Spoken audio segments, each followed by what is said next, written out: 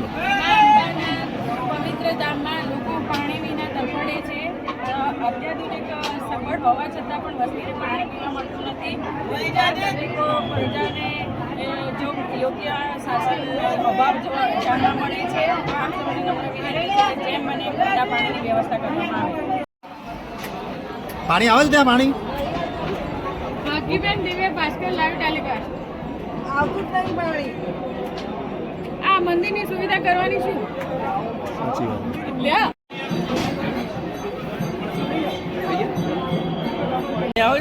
ના ના બિલકુલ નથી આવતું. ખાલે પડી જાય.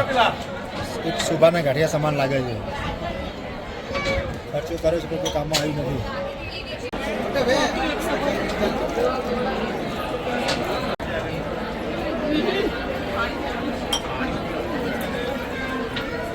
બંધ બંધ.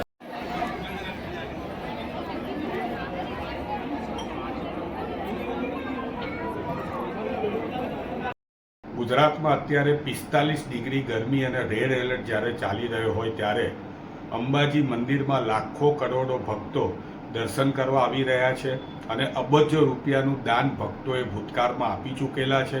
આ દાનના રૂપિયેથી મુખ્યમંત્રી શ્રી અને ધારાસભ્યશ્રીઓ 350 રૂપિયાની ચા અને 1400 રૂપિયાની જમવાની ડીશો જમે છે. પરંતુ અત્યારે આવી કાળઝાળ ગરમીમાં આવનારા માઈ ભક્તો માટે કોઈ પણ જગ્યાએ ઠંડા પાણીની વ્યવસ્થા નથી. પાણીની વ્યવસ્થા પણ જો સરકાર ના કરી શકતી હોય તો અંબાજી આરાસુરી દેવસાન ટ્રસ્ટને મારી અત્યારે નમ્ર વિનંતી છે કે આ ભાવિક ભક્તો માટે સત્વરે પાણીની વ્યવસ્થા કરે. તમારા આરઓના મશીનો છે એ ડબલા થઈ ગયા છે અને ભાવિક ભક્તો પરેશાન થઈ રહ્યા છે. જો તમે આ પ્રકારની વ્યવસ્થાનું આયોજન નહીં કરો તો અમે લોકો માઈ ભક્તો અને સમાજસેવી સંસ્થાઓ ભેગા મળીને પાણીની વ્યવસ્થા કરવા માટે તૈયાર છીએ. તો હજી પણ એકવાર નમ્ર વિનંતી છે કલેક્ટર શ્રી બનાસકાંઠાને કે જેઓ આના વહીવટદાર છે અને વહીવટદાર શ્રીને કે જલ્દીથી અંબાજી મંદિરની અંદર પાણીની સુવિધા આપીને આ પ્રશ્નનો સુખદ સમાધાન કરે.